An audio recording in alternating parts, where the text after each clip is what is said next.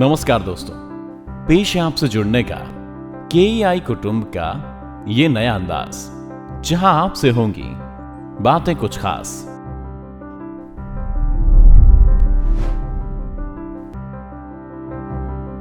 जब financial world में investment की बात आती है तो ज्यादा करके लोग अपने चाचा, मामा, रिलेटिव्स या old school agents and advisors की एडवाइस से इन्वेस्टमेंट करते हैं।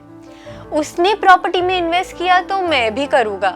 रमेश फूफा तो बहुत स्मार्ट है, उसने इंश्योरेंस लिया तो मेरे लिए भी सही होगा। किरण मासी ने रिलायंस का स्टॉक लिया है, हम भी लेंगे। ये करने से आपका पूरा फाइनेंशियल प्लान बिगड़ जाएगा। Hello everyone, I'm Aneri Shah, CS, CFA with a Masters in Finance, founder of the Genius Code and your personal financial therapist. आज मैं आपसे शेयर करने वाली हूँ वो 5 steps to create the right financial plan for your future. पर आप तो पूछेंगे कि फाइनेंशियल प्लान क्यों इम्पोर्टेंट है? फाइनेंशियल प्लान एक फ्रेमवर्क है जो आपको पैसे बनाने के रूल्स और स्ट्रैटेजीज देगा। और शायद आपने अब तक एक फाइनेंशियल प्लान ही ना बनाया हो कि सोच के कि ये कितना डिफिकल्ट है। पर आज मैं आपके साथ एक बहुत ही इजी 5 स्टेप्स शेयर करने वाली हूँ, तो चलो स्टार्ट करते हैं। The first step of creating any financial plan is creating an emergency fund. कोई भी इन्वेस्टमेंट करने से पहले आप एक इमरजेंसी फंड बनाइए। पर आप पूछेंगे कि ये जरूरी क्यों है? मानिए कल आपकी जॉब छूट गई या बिजनेस डाउन हो गया, जो कोविड टाइम्स में बहुत देखने मिला है। आपको कोई फाइनेंशियल इमरजेंसी आ जाती है तो ये आपका इमरजेंसी फंड आपको बहुत ही काम लगेगा। पर अभी आप पूछेंगे कि ये बनाते कैसे हैं और ये कितना बड़ा होना चाहिए? रुकिए, आपका इमरजेंसी फंड आपकी 6 महीने का एक्सपेंस कवर कर सके इतना बड़ा तो होना ही चाहिए। समझाती हूँ। मानिए कि आपका मंथली खर्चा 10,000 रुपए है, तो आपका इमरजेंसी फंड 10,000 रुपए इंटू 6 महीने यानी कि 60,000 रुपीज का होना चाहिए। ये अमाउंट आप कैश में या उससे भी बेटर आपके सेविंग्स बैंक अकाउंट में रख सकते हो कि जब टाइम आने पे आप उसको इजीली निकाल सको। भले आपके फ्रेंड्स शेयर्स खरीदते हो या गोल्ड में पैसा डाल रहे हो या प्रॉपर्टी भी खरीदे, पर जब तक आपका इमरजेंसी फंड नहीं बन जाता है आप कोई भी इन्वेस्टमेंट ना करें। सिंपल, देखिए ये कितना सिंपल है और आप ये सब चीज कर सकते हैं। चलिए अभी सेकंड स्टेप पे आते हैं। सेकंड स्टेप फाइनेंशियल प्लान का होता है इंश्योरेंस या बीमा कराना। इंश्योरेंस 2 टाइप के लेने चाहिए। एक तो है आपका लाइफ इंश्योरेंस या टर्म इंश्योरेंस और दूसरा है आपका हेल्थ इंश्योरेंस या मेडिक्लेम। इसके अलावा आपको कोई भी इंश्योरेंस की जरूरत नहीं है, स्पेशली वो वाले जो आपको कहते हैं कि ये इंश्योरेंस आपको गारंटीड रिटर्न देगा। ऐसी इंश्योरेंस से तो आप दूर ही रहिए। अभी टर्म इंश्योरेंस पे आते हैं। टर्म इंश्योरेंस मतलब अगर आपकी अनटाइमली डेथ हो जाती है तो आपके फैमिली को पूरा सम अश्योर्ड मिलेगा। ये टर्म इंश्योरेंस आपको सिर्फ आपके फैमिली के अर्निंग मेंबर्स के लिए लेना है।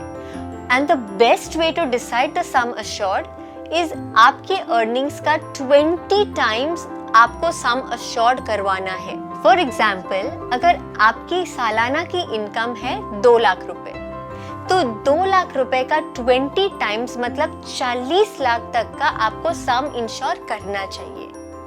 और अगर आप यंग एज में इंश्योरेंस लेंगे तो प्रीमियम भी बहुत कम आएगा। इसके बाद आपको पूरे फैमिली मेंबर्स के लिए हेल्थ इंश्योरेंस या मेडिक्लेम करवाना है। आपको पता ही होगा कि हॉस्पिटल्स के बिल कितने बढ़ गए हैं और आगे के टाइम में और भी बढ़ जाएंगे, तो इसलिए आपको सारे मेंबर्स के हेल्थ इंश्योरेंस करवाने हैं। ये करने से आपके फाइनेंशियल प्लान के 2 स्टेप्स खत्म हो गए हैं। ये बिल्कुल भी कॉम्प्लिकेटेड नहीं है, देखा ना आपने।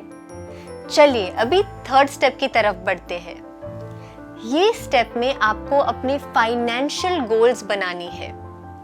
ये goals short term, medium term and long term में डिवाइड करने हैं। फॉर एग्जाम्पल, शॉर्ट टर्म में आपको कोई बच्चे की फीस भरनी हो या कोई मोबाइल फोन खरीदना है, मीडियम टर्म में आपको कोई स्कूटर लेना है, या लॉन्ग टर्म में आपको अपने बच्चों की शादी करवानी है।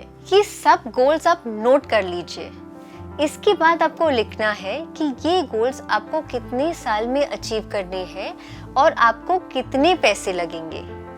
ये एक्सरसाइज करने से आपको पता चलेगा कि आज से आपको कितने पैसे सेव या इन्वेस्ट करने हैं कि आप ये गोल्स अचीव कर पाओ।